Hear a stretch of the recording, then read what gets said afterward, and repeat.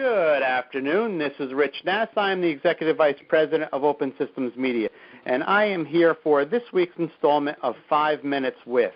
This week, our special guest is Steve Jennis. He is the Senior Vice President of Corporate Development for PrismTech. Hello, Steve. How are you?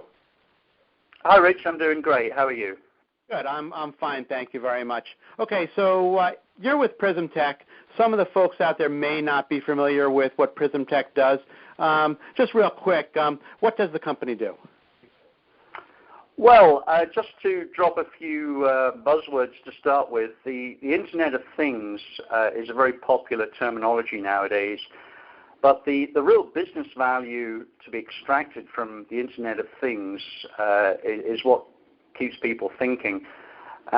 We help people to extract business value from the Internet of Things because it's really the data that is the heart of the value add, and getting the right data to the right time at the right place so that applications or analytics or edge systems can perform their magic, their application magic on the data to generate new insights or optimization opportunities or productivity opportunities or create new services. It all depends on getting the right data to the right place at the right time. So what we do is we have a middleware product called Vortex, which facilitates end-to-end data sharing across the system with many qualities of service. At a very high level, it could be termed something like Twitter for Things. That's what most people who aren't software engineers think about when they think of publish and subscribe technology. So we're based on a publish and subscribe paradigm. So we have producers and consumers of data. So if you, in Twitter terms, you can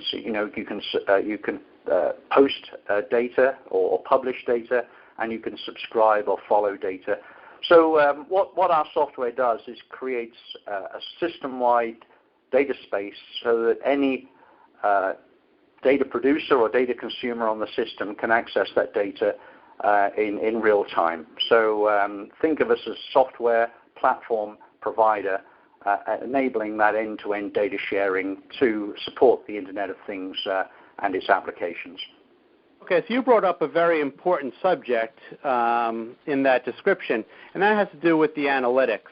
Now, everybody's familiar with the Internet of Things, and there's just mounds and mounds of data coming in, but I don't think people really get the fact that we have to do something with this data. It isn't just ones and zeros that's just out there in netherworld. You really have to make much more of a concerted effort to do something with the analytics. Do you agree with that statement? And what should we be doing with all these ones and zeros we're pulling in? Well, that's right. There's a lot of focus on big data analytics, but that's just a part of the overall problem here.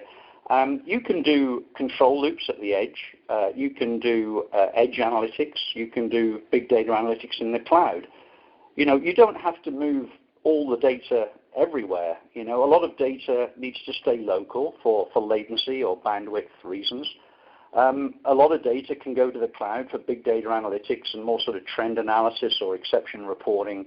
But the fundamental objective is really extracting value from the data wherever that value can be best extracted and best used. So big data analytics are just one part of the problem, but we mustn't ignore the fact that there's a lot of edge control and a lot of edge analytics and optimization that can go on as well. This is one of the reasons behind Cisco's concept of fog computing, where you take the cloud to the edge.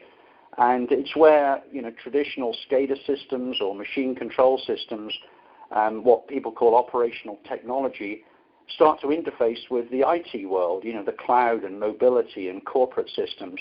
And of course, the Internet of Things embraces all of these areas. So it's all the values in the data, but where you extract value from it is all over the place. And that's why we don't believe in stovepipes. We don't believe in vertical applications.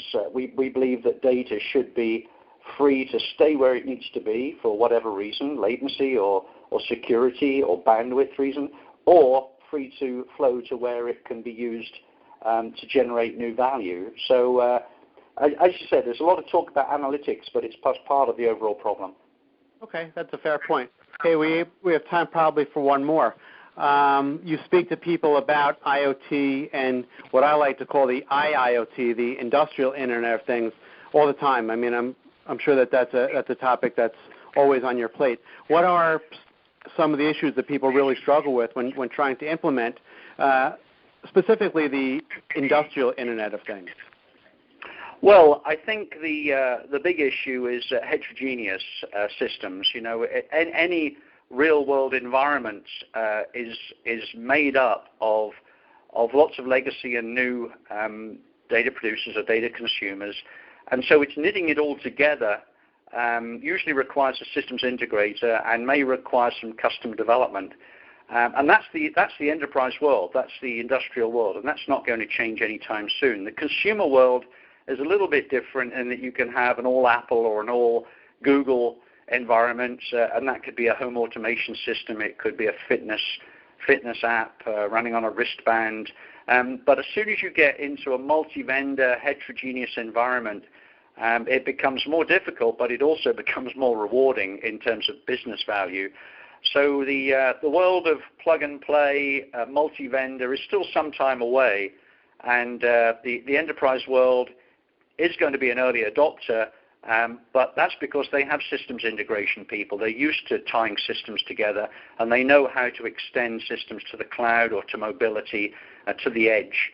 The consumer world requires more out-of-the-box sort of self-configuration systems, and even after 20 years, we're still struggling to get our cell phones to self-configure.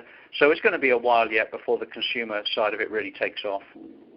Yeah, that's a good point you made right there at the end. Okay, I'm afraid we're out of time, Steve. I want to thank you. That was Steve Jennis, the Senior Vice President of Corporate Development at PrismTech. I am Rich Nass with Open Systems Media, and that was our 5 minutes with installment for this week. Thank you, Steve. Thank you, Rich. It was a pleasure.